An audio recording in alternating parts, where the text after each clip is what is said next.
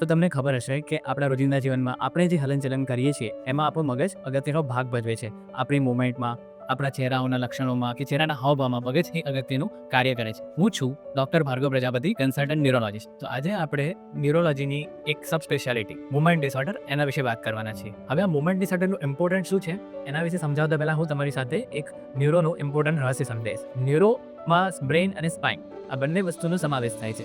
Brain એ આપણા શરીરનું એટલું ઇમ્પોર્ટન્ટ ઓર્ગન છે કે બ્રેઇનના દરેક એરિયાઓનું કામ પ્રી ડિસાઇડેડ હોય છે.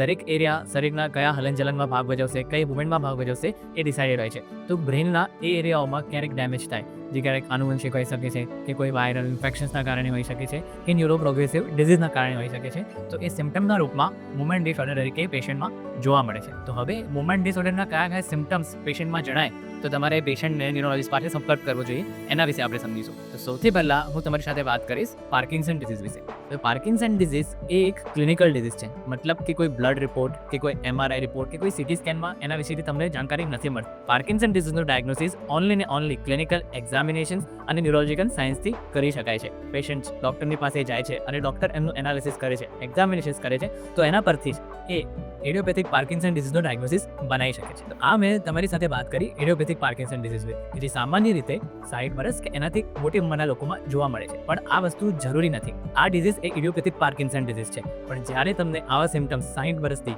ઓછી ઉંમરના લોકોમાં પણ જોવા મળે તો એ પણ એ પાર્કિન્સન ડિઝીઝનો એક અલગ પ્રકાર હોઈ શકે છે. પાર્કિન્સન ડિઝીઝના ઘણા અલગ અલગ પ્રકાર હોય છે. હવે 45 વર્ષથી ઓછી ઉંમરના લોકોમાં થાય તો એને યંગ ઓનસેટ પાર્કિન્સન ડિઝીઝ કહેવામાં આવે છે. ક્યારેક એ આનુવંશિક ગ્રુપમાં પણ જોવા મળે છે, કે જ્યારે ફેમિલીના 2 કે 3 જણામાં એ આનુવંશિક રીતે જોવા મળે છે.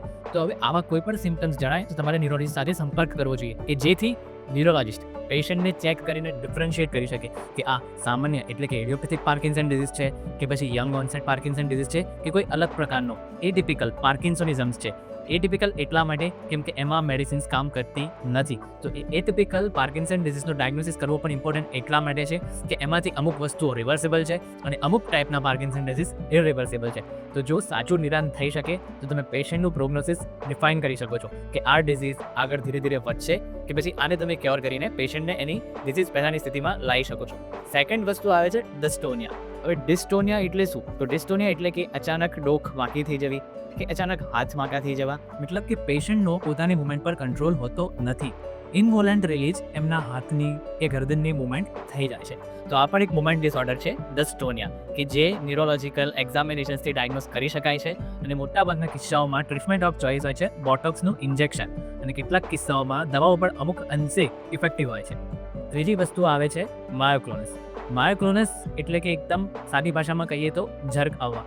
આપણે ક્યારેક જોયું હશે કે આપણે ક્યારેક ઊંઘતા હોઈએ છીએ તો વળી એવી રીતના જર્ક લેતું હોય છે. તો આ પણ એ બ્રેઇનના રિલેટેડ ફેલાતો મુવમેન્ટ ડિસઓર્ડર છે. તો એને કહેવામાં આવે છે માયોક્લોનસ. માયોક્લોનસ એક સિમ્ટમના ભાગરૂપે ઘણા બધા ન્યુરોલોજીકલ ડિઝીઝમાં જોઈ શકાય છે. તો આવા પણ સિમ્ટમ્સ જણાય તો તમારે ન્યુરોલોજીસ્ટનો સંપર્ક કરવો જોઈએ. એના પછી આવે છે સ્ટીરિયોટાઇપી, ટિક્સ, ટ્રેમર.